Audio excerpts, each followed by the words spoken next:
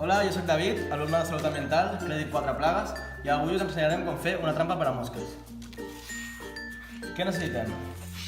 Ampolla de plàstic, tisores, cordill i també necessitem vinagre per atraure les mosques. Com fer la trampa? Hem d'agafar l'ampolla, la partim per la meitat i la part del tap la col·loquem mirant cap a baix i li fiquem el vinagre, que és l'esquer.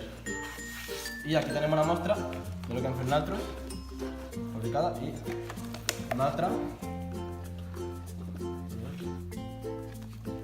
I aquesta és la trampa de fàbrica.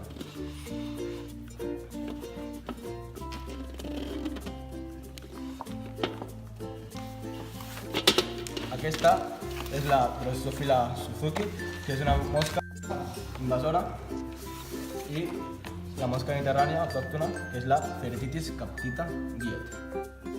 Captita, joder.